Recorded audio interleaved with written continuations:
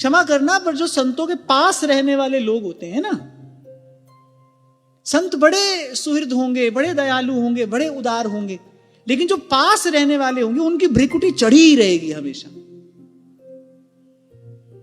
उनकी ऐंठ का, उनकी अकड़ का पूछना ही क्या, कहना ही क्या।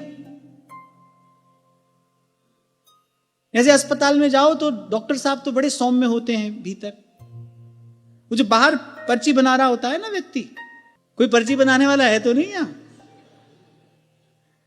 माने हमको कई बार ऐसा अनुभव हुआ, तो वो जो बाहर पर्ची बनाने वाला होता है वो अपनी जिह्वा में ही शस्त्र धारण किए रहता है। तो ये देखने में आता है।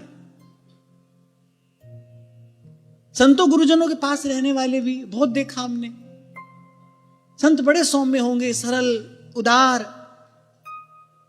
लेकिन जो पास वाले हैं, जो निकट वाले हैं, उनका आचरण, उनका स्वभाव सर्वथा विपरीत देखा जाता है।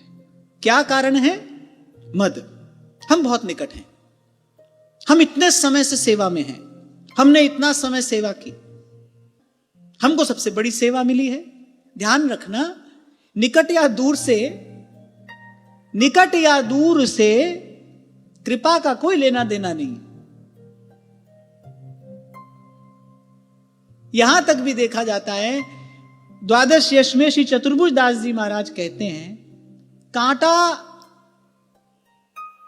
फूल से पहले आता है। पौधे पर आप देखो, गुलाब का पौधा हो, कांटा पहले आएगा, फूल चला जाएगा, कांटा रहेगा। सबसे अधिक निकट रहा, सदा संग रहा, सदा साथ रहा, कांटा ही रहा। उसने अपनी कटुता, तीक्ष्णता, रुक्षता कहां छोड़ी। और वहीं दूर से एक भंवरा आया, वो 2 क्षण के लिए फूल पर बैठा, रस पान करके चला गया। जो फूल का सार था वो भ्रमर आया और ग्रहण करके चला गया। कांटा संग रहा, साथ रहा, कांटा ही रहा। तो पास दूर से अर्थ नहीं है।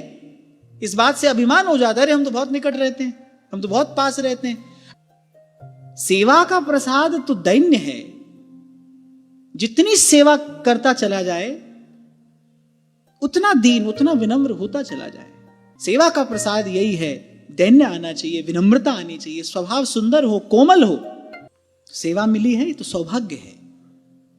हमको चुना प्रभु ने। अरे प्रभु चाहे ये कार्य किसी से भी कराएं।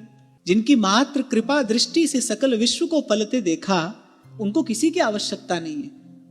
अवसर देकर प्रभु जीव को कृतार्थ करते हैं, अवसर देकर प्रभु जीव का कल्याण करते हैं।